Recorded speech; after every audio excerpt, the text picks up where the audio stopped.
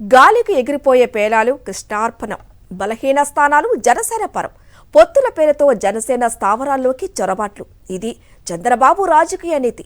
గత ఎన్నికల్లో జనసేన కాస్త కూస్త ఓట్లు తెచ్చుకున్న స్థానాలను పొత్తుల పేరుతో కబలిస్తూ ఆ పార్టీ చేతులెత్తేసిన సీట్లను మాత్రం చంద్రబాబు బలవంతంగా అంటగట్టేసి చేతులు దులుపుకుంటున్నారు.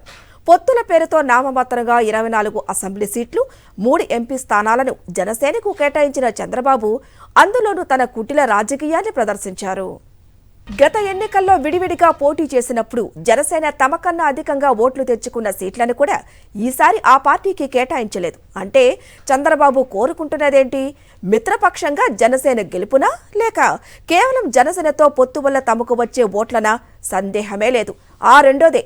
మరి ఇన్ని జరుగుతున్నా ఇలాగైతే జనసేన ఓట్లు టీడీపీకి బదిలీ కావటం సాధ్యం కాదంటూ పార్టీ శ్రేణులు బాహాటంగానే వ్యాఖ్యానిస్తున్నా పవన్ మాత్రం నోరు మెదపటం లేదెందుకు?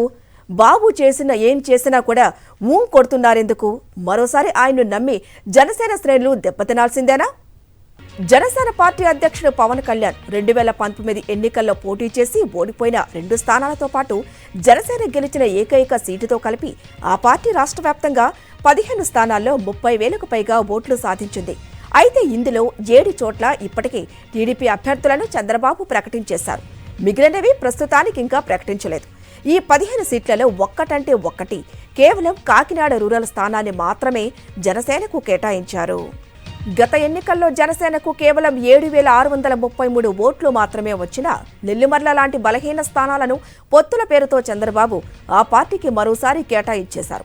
అనకాపల్లి అసెంబ్లీ స్థానంలో గత ఎన్నికల్లో జనసేనకు 11,988 ఓట్లు వచ్చాయి.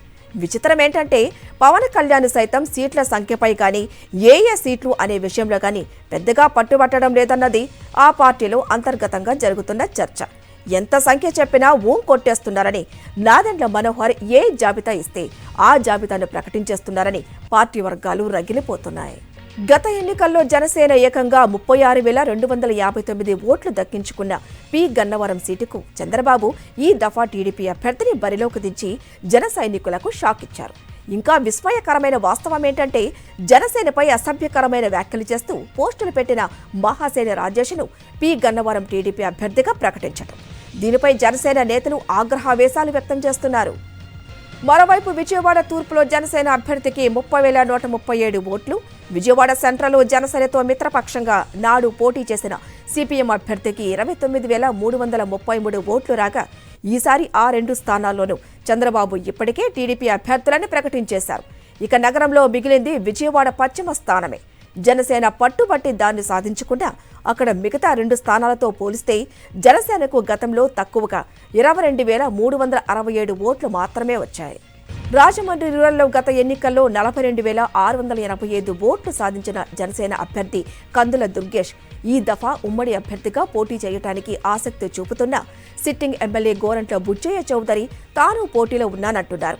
దుర్గేష్ను నిడదవోలు పంపించేందుకు పవన్ కళ్యాణ్ ద్వారా చంద్రబాబు స్కెచ్ వేసినట్లు సమాచారం.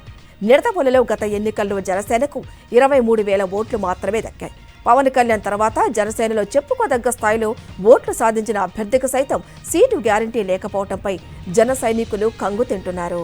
తణుకు శాసనసభ నియోజకవర్గంలో గత ఎన్నికల్లో జనసేన అభ్యర్థికి 31,961 ఓట్లు వచ్చాయి. పొత్తుల పేరుతో అక్కడ ఈసారి టీడీపీ పాగా వేసింది. జనసేనకు 35,833 ఓట్లు వచ్చిన కొత్తపేట, 35,173 ఓట్లు వచ్చిన మండపేట, 33,334 ఓట్లు వచ్చిన ముమ్మడివరం, 32,984 ఓట్లు లభించిన పాలకొల్లు నియోజకవర్గాల్లో సైతం చంద్రబాబు ఇప్పటికే టీడీపీ అభ్యర్థులను ప్రకటించారు.